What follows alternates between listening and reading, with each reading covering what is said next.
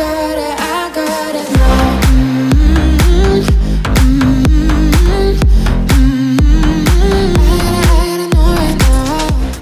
Halo semua, kembali lagi bersama kita Kelompok 5 dengan saya Jennifer, saya Tere, dan saya Meta Paramita Wijaya.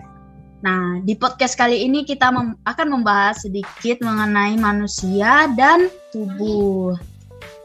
Nah, Tapi nih, Oke. sebelum kita bahas, kayaknya aku pengen tanya-tanya nih, soalnya kan kita pada melakukan kuliah dari jarak jauh ya, atau yang bisa kita sebut dengan kuliah online nih. Gimana sih kondisi di Makassar sekarang? Apakah masih menggunakan masker?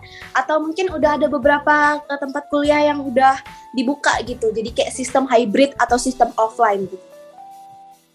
Oh, kalau di aku sendiri di Makassar ya, karena udah ada pernyataan keluar dari Bapak Jokowi kalau kita udah boleh buka masker nih ya. Jadi kayak udah kebanyakan kayak di tempat terbuka gitu udah banyak yang lepasin masker. Dan kampus-kampus itu ya kebanyakan udah mulai kayak hybrid gitu. Jadi kayak ujian-ujiannya itu udah mulai offline semua.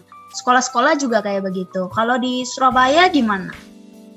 Aduh, kalau di Surabaya bisa tanya ke Kak Tere nih. Coba kalau di Surabaya, kenapa? Coba nih Kalau di dijelasin. Surabaya sih, kalau sejauh ini yang aku lihat ya di mall atau di mana-mana orang-orang masih tetap pakai masker sih, kecuali ya adalah satu beberapa orang itu dia udah bodo amat gitu kayak nggak pakai masker. Terus kalau buat kuliah-kuliah, setauku ya kampus lain sih udah pada offline, tapi cuman yang di WM ini kayaknya masih hybrid deh. Oh gitu, iya. Berarti menurut kalian ini nggak sih seru nggak sih kuliah online gini? Coba deh.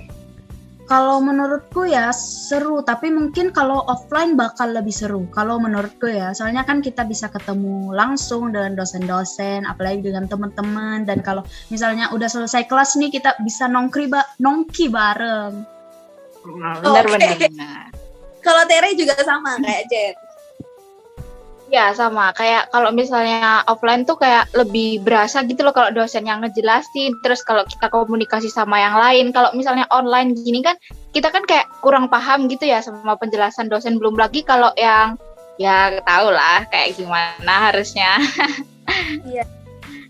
Tapi kalau di aku di Bali itu orang-orang udah pada kuliah offline sih. Jadi untuk penggunaan masker itu juga orang-orang udah kayak bodo amat gitu. Ada beberapa yang masih mematuhi penggunaan masker, tapi ada juga beberapa orang yang kayak udah bodo amat, kan juga presiden udah ngeluarin ini surat edaran gitu. Jadi dari gitu. Tapi rata-rata kalau untuk kuliahan itu udah pada offline semua. Terus untuk anak SMA juga udah pada offline kalau nggak salah. Ada beberapa kayak sekolah yang emang udah pada offline di Bali sih gitu. Nah, tapi kayaknya kita udah kayak banyak chit-chatnya gini. Mending kita langsung kembali ke materinya ya. Nah, aku pengen nanya nih, kira-kira kayak dari sudut pandang kalian melihat tubuh kalian itu seperti apa sih? Siapa dulu nih yang mau jawab? Tere dulu atau aku dulu nih? Boleh, bebas. Udah, aku dulu ya.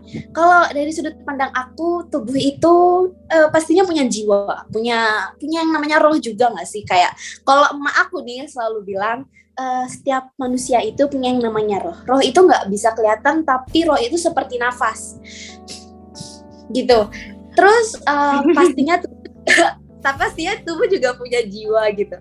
Jiwa itu yang dimana tubuh itu juga bisa berpikir, bisa merasakan sesuatu. Itu sih kalau dari pandangan aku pribadi ya. Tapi nggak tahu nih kalau dari pandangan Tere kayak gimana? Kalau menurut aku ya, tubuh itu kayak kondisi yang memungkinkan buat manusia itu bisa jadi mendunia.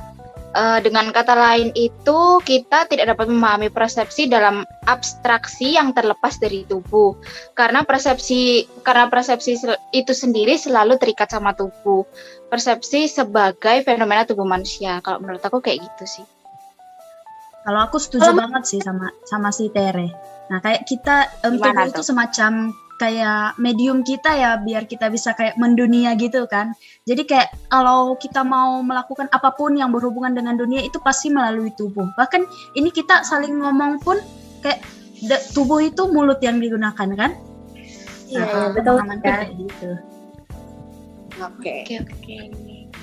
Nah, terus kalau misalnya katanya sih, dari sudut pandang orang ketiga, tubuh itu bersifat kontingen, yang artinya tubuh penuh ketidakpastian dan perubahan yang berlangsung terus-menerus. Kalian setuju nggak sih sama pandangan yang kayak gini? Aku setuju sih. Kalau aku setuju sih. Kalau alasan kalau dari pendapat aku ya, karena contohnya aja nih, kita hidup di dunia ini, di bumi gitu ya, dari umur 1 tahun sampai udah segede kayak gini aja udah pasti kelihatan banget perubahannya kan, dari bentuk badan. Terus kalau untuk laki-laki lebih khas lagi kan, kayak dia udah mulai ada jakunnya dan suaranya juga mulai memberat. Dan aku sangat setuju karena kita hidup di dunia ini selalu ada perubahan-perubahan sih. Termasuk dari tubuh juga, nggak cuma tubuh, tapi dunia pun kayak udah sekarang udah bisa mulai berubah. yang bener banget. Yang dari dulu kita selalu pakai telepon yang ada di jalan-jalan yang pakai koin, terus sekarang udah ada yang di rumah. Jadi kayak mungkin udah jadi apa ya? Jadi kayak udah bukan berkaitan sih, lebih tepatnya kayak berhubungan, udah benar-benar jadi berkembang lah gitu, berkembang lebih baik lagi gitu. Jadi kayak ya berkembang gitu. Ya, Gimana intinya ya, kamu jelasin setuju apa? gitu ya? Iya, boleh. Iya, Sama sih kurang lebih. Iya. Tere Kalau aja dari Jen gimana? ya, Nggak, kalau menurutku ya, iya aku setuju sama, apalagi pas di bagian tubuh penuh ketidakpastian. Kayak contohnya itu ya, kalau misalnya kita mau tumbuh jerawat besoknya itu, kan pas kemarinnya kita nggak tahu tuh bakal tumbuh jerawat. Jadi penuh ketidakpastian, jadi kayak unexpected gitu. Terus kayak perubahan itu kayak nggak mungkin kita kecil terus gitu, nggak mungkin kayak kita pendek terus, pasti bertumbuh lah. Nah kalau menurut Tere? Kalau aku sih ya hampir-hampir sama lah kayak kalian. Iya, kayaknya kita ini semua kayak ini Tapi- ya, sepemikiran. Tapi mohon maaf nih ya, aku kayaknya nggak tumbuh-tumbuh ya, tetap pendek terus dari dulu sampai sekarang. Mungkin udah habis sih batasnya, udah habis. Iya kayaknya. Nah, kalau gitu kita lanjut ke pertanyaan selanjutnya ya. Nah, kalian Boleh. setuju nggak nih sama pendapat Merleau-Ponty tentang pikiran dan kesadaran itu terkait dengan tubuh, dan alasannya itu apa? Siapa dulu? Dari tadi kan udah aku yang jawab. Sekarang Terry duluan deh, Terry duluan. Oke, kalau menurutku itu, kalau dari aku pribadi aku setuju ya. Soalnya tubuh itu kan apa ya? Tidak bisa digunakan kalau pikiran sama kesadaran kita itu nggak berjalan semestinya gitu loh. Terus tubuh itu kayak apa ya istilahnya, ngebantu kita buat ngelakuin segala sesuatu gitu loh. Kalau dari aku kayak gitu. Mungkin dari Meta ada jawaban lain. Kalau aku sih hampir sama ya kayak Terry, cuman kayak lebih ke manusia itu adalah suatu realitas yang otonom, di mana keberadaannya itu selalu berkaitan dengan pikiran, subjek, dan dunia sih. Aku hampir sama sih jawabannya sama Terry, cuman aku lebih kayak ngambil poin penting yang udah aku pelajarin juga lebih dalam gitu. Kalau menurut Jen nih, gimana nih kalau Jen nih? Ya, kalau menurutku aku setuju sama kalian. Aku setuju juga sama pendapatnya Merleau-Ponty ini. Karena kayak contohnya aja nih ya, kayak kita ngerasain sakit gitu. Nah, yang pertama ngerasain sakit itu kan tubuh kita. Tapi pikiran yang membuat kita kayak mendefinisikan, kayak kita, oh aku lagi sakit gitu. Nah, kesadaran itu rasa sakit itu sendiri. Jadi kayak semuanya itu saling tumpang tindih gitu loh. Jadi kayak kalau tidak ada, kayak tanpa tubuh maka pikiran itu nggak bisa berjalan gitu, dan tanpa realita mungkin kayak nggak ada hubungannya sama sekali dengan tubuh dan jiwa gitu. Iya betul sih, betul. Oke, kalau gitu mungkin kita next ke pertanyaan selanjutnya nih ya. Nah, Boleh. ini ada pertanyaan. Menurut Plato, perbedaan tubuh dan jiwa itu, tubuh dapat dirusak sedangkan jiwa tidak dapat. Nah, bagaimana pandangan kalian? Setuju Siapa dulu atau nih? nggak setuju? Aku dulu deh, kan Dari kalian aku. tadi udah Oh ya lama. boleh. Udah duluan. Boleh. Silakan. Kalau menurutku ya, aku nggak setuju. Menurutku itu dua-duanya dapat dirusak. Jadi kayak tubuh itu kayak ya rusak biasa, kita ini kayak kita luka atau pas kita mati itu jasad kita terurai gitu. Kalau misalnya jiwa itu mungkin kayak lebih ke mati rasa gitu. Jadi kayak kita udah nggak bisa berpikir, udah nggak bisa merasakan sesuatu, udah nggak bisa merasakan sakit gitu. Kalau menurut kalian gimana? Siapa dulu Dulu nih? ya? Aku Tere. Ayo. Oke, Tere dulu. Oke, Tere dulu. Kalau dari aku ya, kalau menurutku tuh jiwa itu nggak bisa dirusak. Soalnya jiwa itu kan sifatnya adikodrat kan. Nah, yang dimana jiwa itu bersifat kekal. Jadi jiwa itu nggak dapat mati. Kalau dari aku kayak gitu. Dari Meta sendiri gimana? Kalau aku sih sama ya. Pendapat aku sama kayak Jen. Karena aku merasa kalau dari pandangan aku pribadi nih, jiwa itu juga bisa rusak. Jiwa itu kan layaknya pikiran dan perasaan. Ketika pikiran kita terganggu, otomatis perasaan kita juga pasti under control. Nggak bisa kita kontrol sama sekali kan. Contohnya, pikiran kita bisa rusak dari hal-hal yang benar-benar di luar dari realita. Kayak makanya kan ada tuh beberapa orang yang kena penyakit mental illness, terus depresi, terus ada juga yang melampiaskan dari kayak self harm dan nyet-nyet. Jadi menurut aku jiwa itu juga bisa dirusak dan tubuh itu juga bisa dirusak. Sorry guys ya, barusan ada bunyi laptop nih karena terlalu excited menjelaskannya. Sih kalau dari menurut aku. Artinya kita semua ini tidak setuju ya? Nah, Iya. Tapi tadi perasaan Tere nggak setuju ya? Apa setuju sih? aku nggak. Soalnya gimana ya? Jiwa itu nggak dapat dirusak kalau buat aku. Artinya Tere setuju. Iya. Aku sama Jen nggak setuju berarti. Oke. Menurut Tere jiwa dapat dirusak.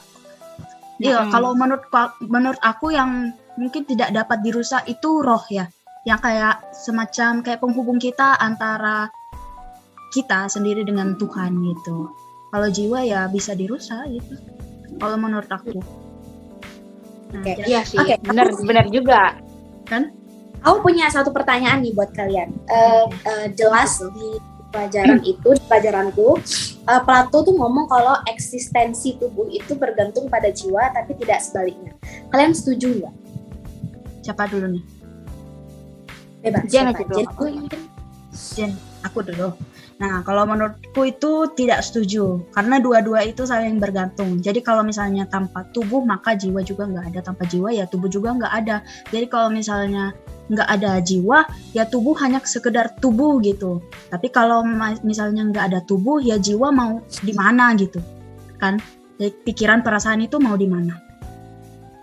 Kalau menurut kalian gimana? Benar. Sama sih. Kalau dari aku ya sama, aku juga nggak setuju. Karena kalau misalnya jiwa kita nggak ada, terus tubuh itu kayak nggak sejalan gitu loh.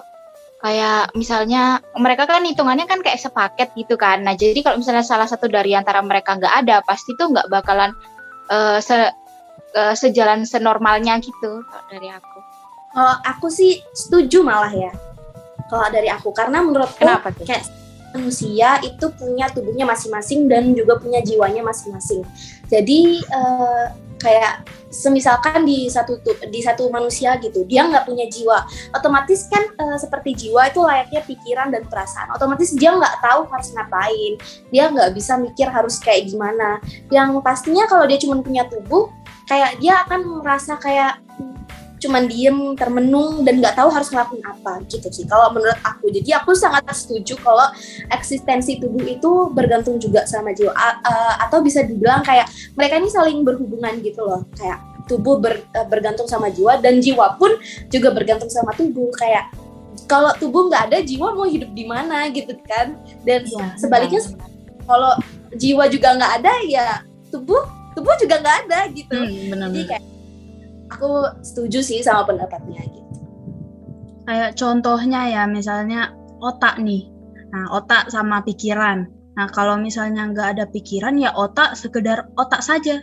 Mungkin kayak sekedar pajangan aja gitu. Tapi kalau misalnya nggak ada otak, maka kita tuh mau mikir dari mana gitu, pakai apa, kan? Benar sih, benar. Pertanyaannya, jawabannya sangat-sangat kayak good banget ya. Sebagai ada juga apalagi ya kan. Bener sih, bener. Betul banget. Betul. Kayaknya kita udah berapa menit ya melakukan pertanyaan tanya jawab dan dari Iya. pandangan kita masing-masing ini. Kayaknya udah banyak banget nih ya. Udah kayaknya udah terjawab. Udah cukup nggak semua sih nih. kayaknya? Udah banyak pendapat juga gitu. Oke. Kalau gitu kita tutup aja nih ya. Oke, kalau gitu Boleh. kita Boleh. dari kelompok 5 pamit undur diri. Saya Jennifer. Saya Tere. Dan saya Meta. Bye-bye. Bye bye. Thank you. Thank you. I gotta know